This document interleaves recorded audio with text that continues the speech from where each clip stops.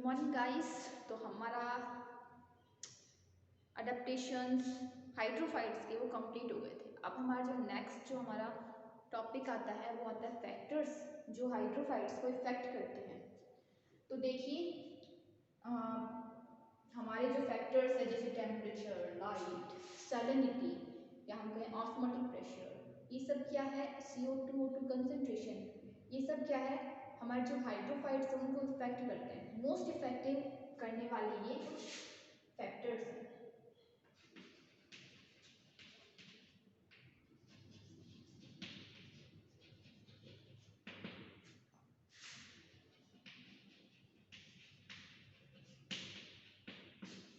तो इसमें हमारा सबसे वाला पहला पॉइंट आता है टेम्परेचर।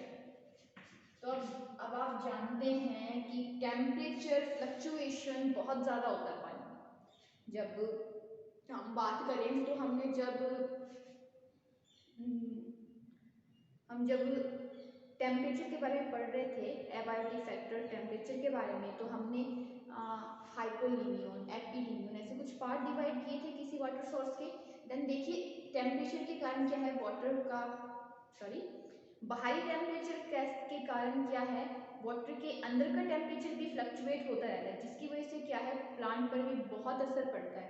क्योंकि देखिए सर्दी का मौसम हो तो ऊपर की ओर बर्फ जम जाती है, उसके नीचे का जो पानी का लेयर वो गर्म होता है। और वहीं हम गर्मियों की बात करें तो क्या होता है, ऊपर के पानी की लेयर गर्म हो जाती है, नीचे के पानी की लेयर ठंडी होती है। तो क्या है, टेम्परेचर के कारण वाटर का टेम्परेचर भी काफ़ी ज़्यादा फ्लक्चुएट होता रहता है, जिसकी वजह से प्लांट की ग्रोथ पर असर पड़ता है। तो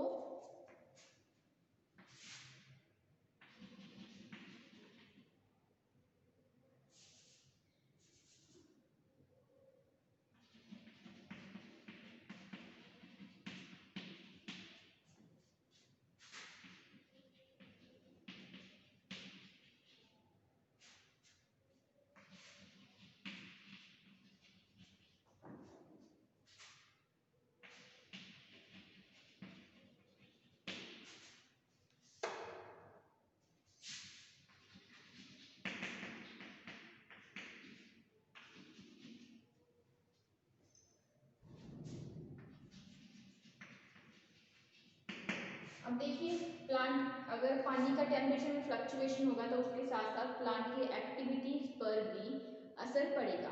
नेक्स्ट हम लेके चले तो लाइट ले सकते हैं।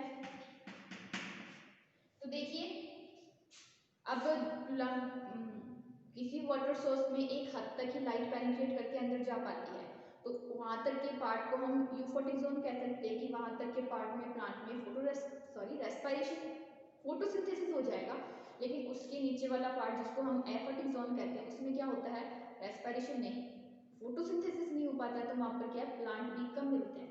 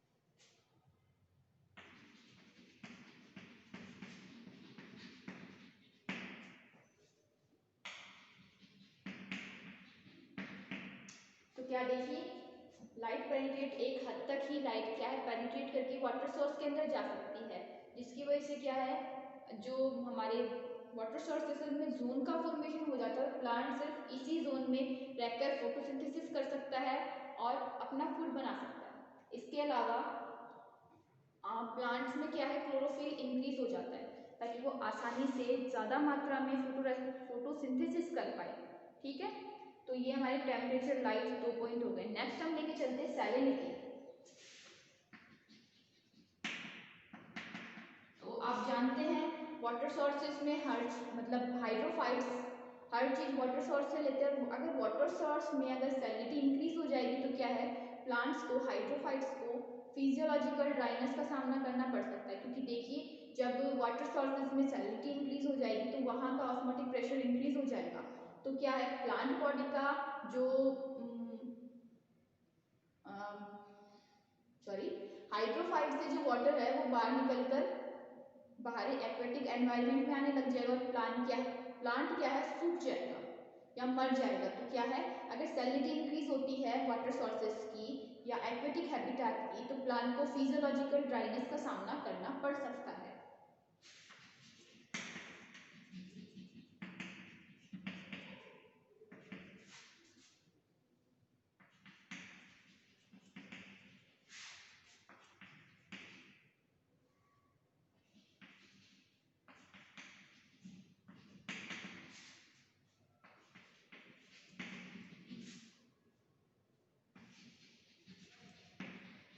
प्लांट को क्या है, फिजियोलॉजिकल ड्राइनेस को फेस करना पड़ सकता है। नेक्स्ट हम लेके चले तो O2 CO2 कंसंट्रेशन आ जाएगी हमारी।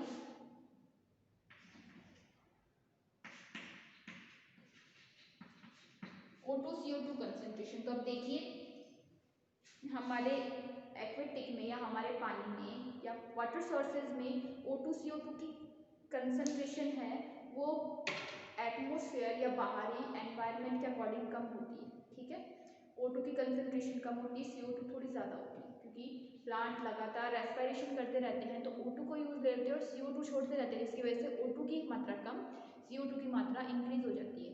वहीं जो O2 और CO2 होती है वो क्या उन्हें बायोंसी देने को मदद करती है क्योंकि वो उनकी एवन कायमा में फिर रहती है। ठीक है, तो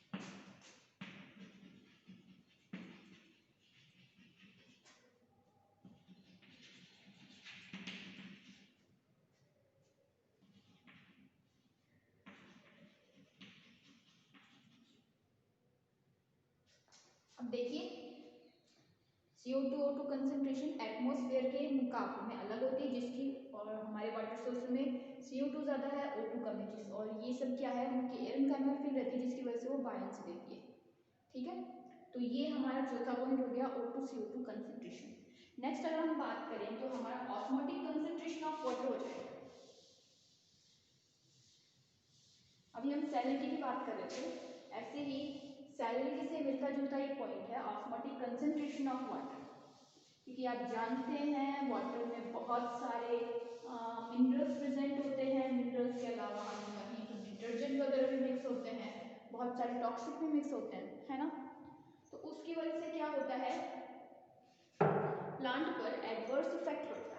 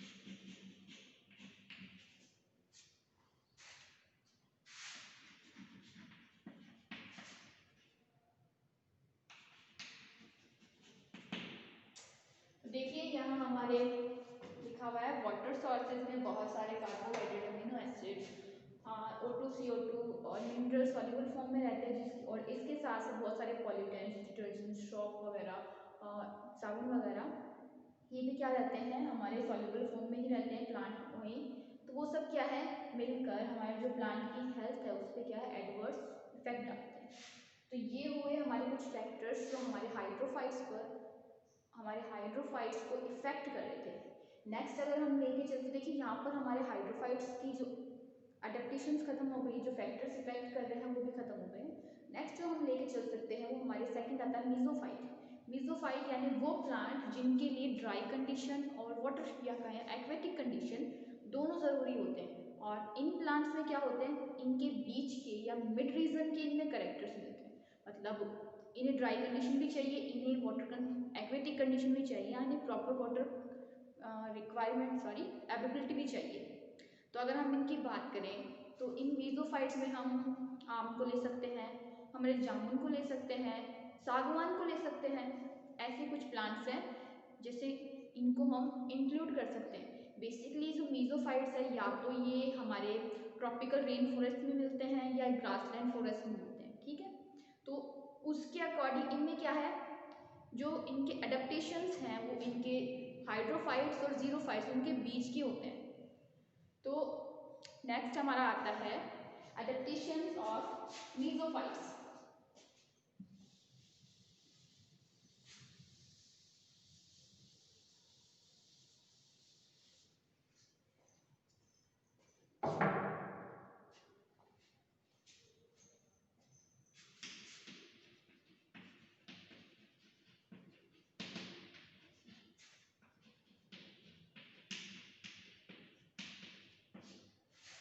तो मीजोफाइट्स वो प्लांट जिनमें हाइड्रोफाइट्स और जीरोफाइट्स के बीच के या मिड रीजन के कैरेक्टर्स प्रेजेंट होते हैं।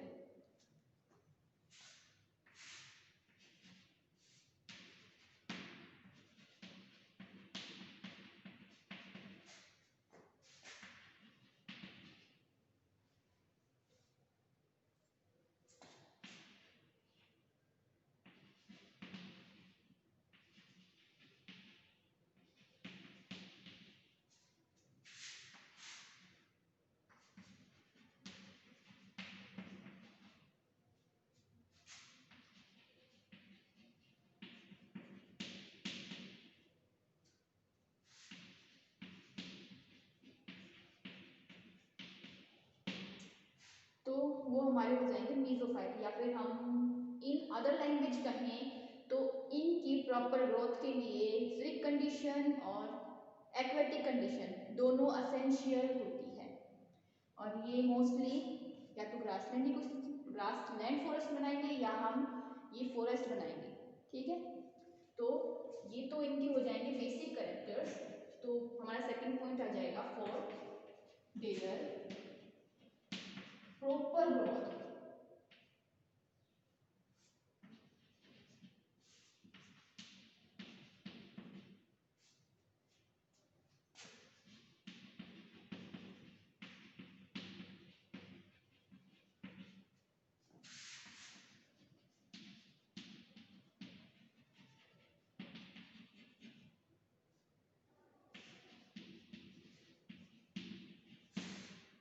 दोनों कंडीशन एसेंशियल होती है।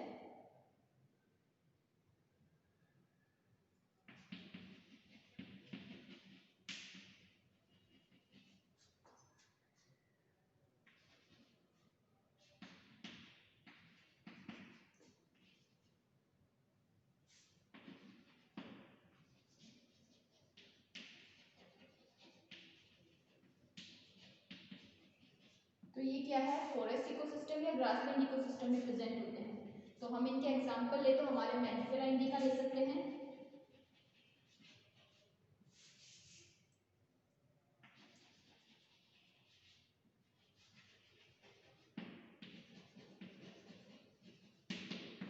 फर्स्ट हमारा मैंजिफेरा इंडिका ले सकते हैं। इसके अलावा हम अपना डलबर्जिया सिसो,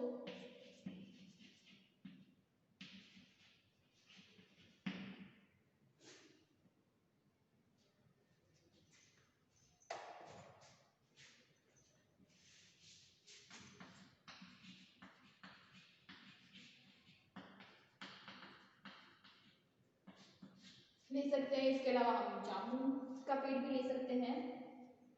और हमारे जितने भी एवरग्रीन टाइप के होते हैं पौधे, सॉरी एवरग्रीन टाइप के पेड़ होते हैं, उनको हम क्या करते हैं, इनमें इंक्लूड करते हैं मीसोफाइट्स में।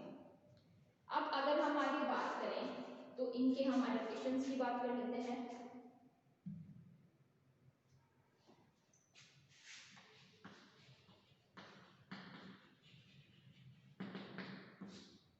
तो एडेप्टेशंस की बात करें तो सबसे पहले रूट आती है।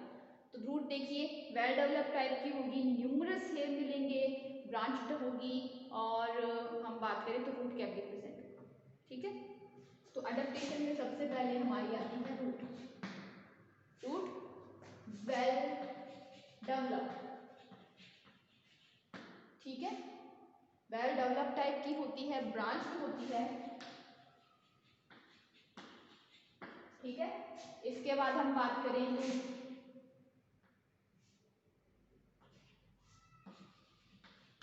रूट कैप है वो प्रेजेंट होगा। ठीक है, और बहुत सारे न्यूमरस इसके जो हेयर्स मिलेंगे, सॉरी रूट हेयर्स है वो बहुत ज्यादा मिलेंगे।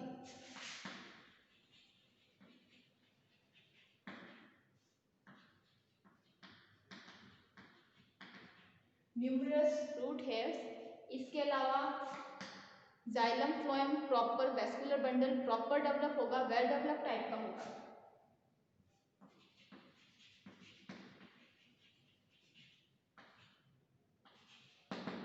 वेल डेवलप वेस्कुलर बंडल होगा। कैम्बियम एक्टिव होगी, जिसकी वजह से क्या है, इनमें सेकेंडरी ग्रोथ भी मिलेगी।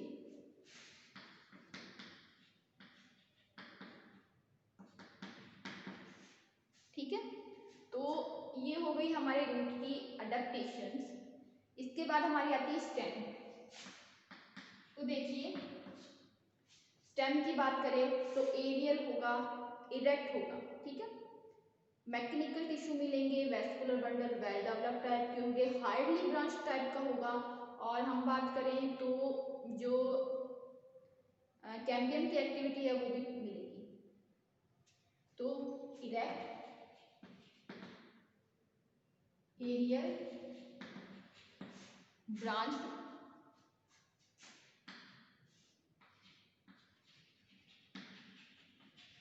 ठीक है, हाईली ब्रांच्ड होगा, इसमें इरेक्ट होगा, सीधा होगा, हाईली ब्रांच्ड होगा, वेस्कुलर बंडल वेल डेवलप।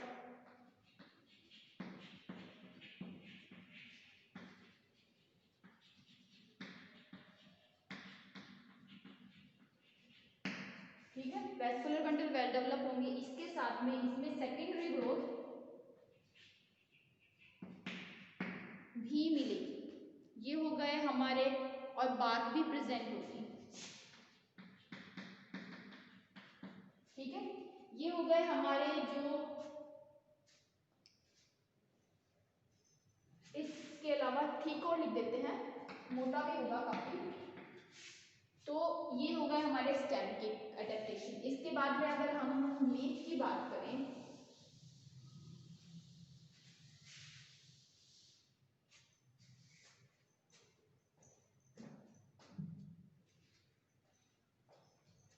तो लीफ में क्या होगा, फर्स्ट लीफ होगी वो बड़ी बड़ी होंगी। ठीक है, ब्रॉड,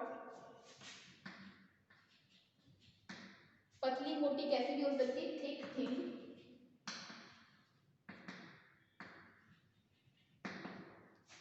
स्टोमेटास की बात करें तो स्टोमेटा बोथ सरफेस पर प्रेजेंट होंगे।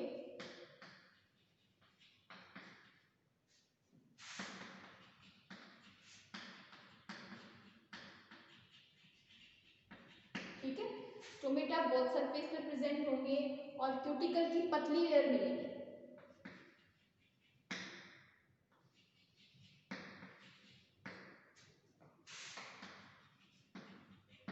और मीसोफिल और पेरिसाइट टिश्यू वेल डिफरेंशिएटेड होंगे।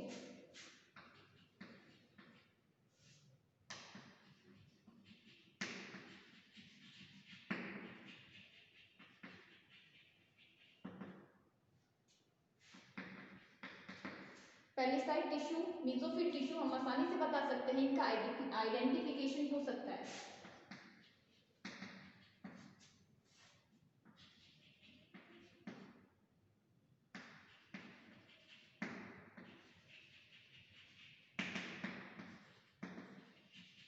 आसानी से आइडेंटिफिकेशन हो सकता है। और इनमें है ना एरनकाइमा नहीं मिलेगी। हाँ, मीजोफिल टिश्यूज में छोटे छोटे एयर स्पेसेस मिल सकते हैं, लेकिन एरनकाइमा हम बात करें कि बड़े बड़े एयर स्पेसेस एब्सेंट होंगे, या हम कहें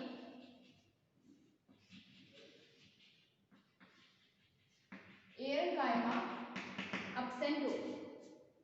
तो ये हुए हमारे लीफ के कैरेक्टर, और लीफ क्या होगी, डार्क ग्रीन कलर की होगी। तो ये हुए हमारे कुछ मीजोफाइट्स के मीजोफाइट्स के एडेप्टेशन। तो देखिए ये मीजोफाइट्स है ड्राई कंडीशन और एक्वेटिक कंडीशन, या हम कहें वाटर अवेलेबिलिटी या रिक्वायरमेंट, या हम कहें कि वाटर हैबिटेट, उनकी क्या है, बीच के कैरेक्टर है। तो देखिए इनमें जो अडेप्टेशन होंगी वो भी बीच के टाइप की ही मिलेगी। तो इसके एग्जांपल में हम मैंजिफेरा इंडिका, डरबर्जियस टिश्यू और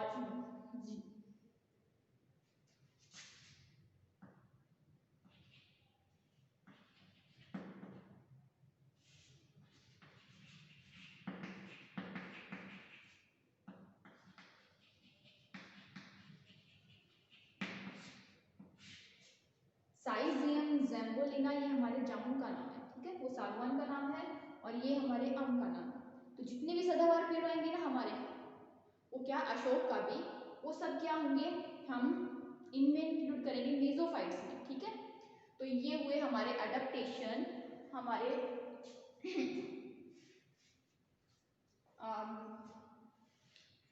एक पॉइंट और रह गया है मैकेनिकल टिश्यू से रिलेटेड। तो इसमें mechanical tissue well develop type के होंगे, ठीक है, mechanical tissue well develop type का, और वेस्कुलर बंडल भी वेल डेवलप टाइप का होगा। तो ये हो गए हमारे अडेप्टेशंस मीजोफाइट्स के। तो आप इनको एक बार नोट कीजिए।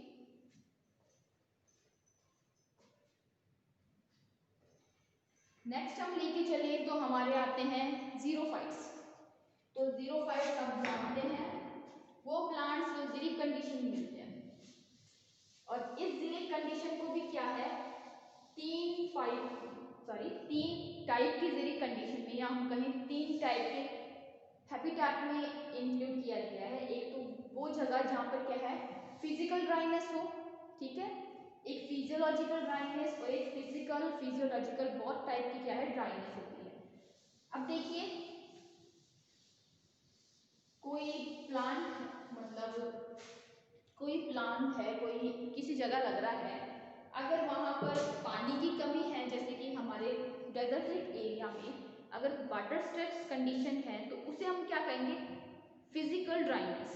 लेकिन अगर ऐसी जगह जहाँ पर खूब सारा पानी है, लेकिन किसी फिजियोलॉजिकल कारण के कारण प्लांट उसको अब्जॉर्ब नहीं कर पा रहा और उससे वाटर स्ट्रेस का सामना करना पड़ रहा है, तो उसे हम कह देंगे फिजियोलॉजिकल ड्राइनेस। जैसे कि हम कहें सैलिनिटी बहुत ज़्यादा है, या फिर हम कहें कि एल्कलिनिटी बहुत ज़्यादा है, और तो इस टाइप के क्या हो जाएंगे, ये हमारी हो जाएगी फिजियोलॉजिकल कंडीशन की किसी सैलिनिटी की वजह से या एल्कलिनिटी की वजह से या एसिडिक नेचर की वजह से प्लांट क्या है उसको अब्जॉर्ब नहीं कर पा रहे हैं वो पानी को, तो उसे हम क्या कह देंगे, फिजियोलॉजिकल ड्राइनेस। और वहीं फिजिकल और फिजियोलॉजिकल ड्राइनेस हो जाएगी हमारी, जैसे स्लोपिंग, हमारे हाई स्लोप का एरिया, माउंटेन एरिया, तो वहाँ क्या है, फिजिकल और फिजियोलॉजिकल ड्राइनेस दोनों टाइप के एरिया, मतलब फिजिकल और फिजियोलॉजिकल दोनों टाइप की ड्राइनेस मिल जाती है। तो ऐसे हमारे ड्राइनेस को तीन पार्ट में डिवाइड किया गया है। तो हमारे अब जो स्टार्ट होता है वो आता है हमारे जीरोफाइट के एडेप्टेशन से।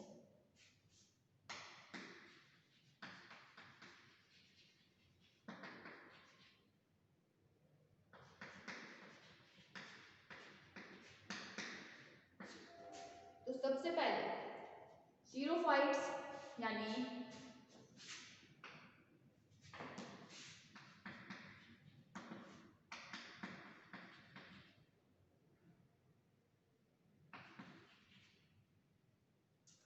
जीरिक यानी हमारे ड्राइनेस की कंडीशन, या हम कहें वो जगह जहाँ पर एडवर्स कंडीशन मिलती है।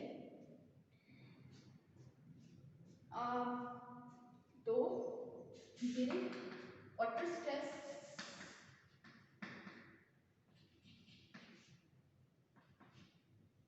या हम कहें वाटर स्ट्रेस कंडीशन, या हम कहें एडवर्स कंडीशन,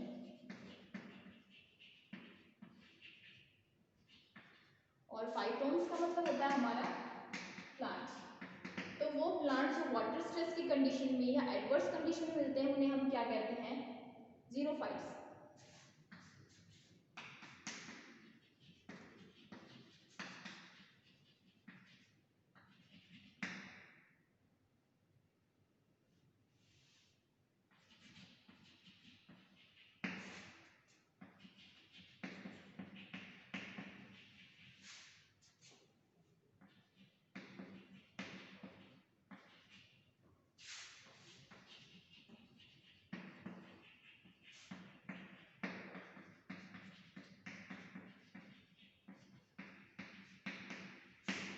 वो हमारे हो जाएंगे जीरोफाइट्स।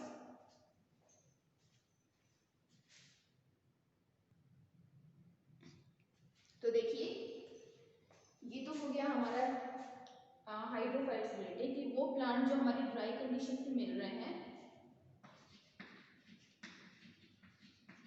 ठीक है, तो वो हमारे हो जाएंगे ये जीरोफाइट्स। तो ये जो साइंटिस्ट है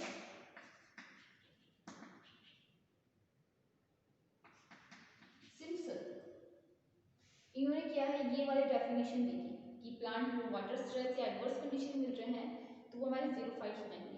और इन्होंने क्या कहा था, ये जो जीरिक कंडीशन है वो 3 टाइप की होती है।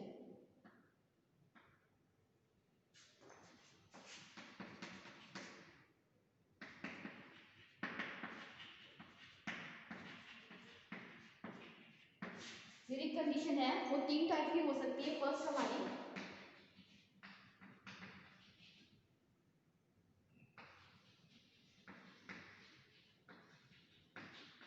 फिजिकल ड्राइनेस कंडीशन, सेकेंड की हम बात करें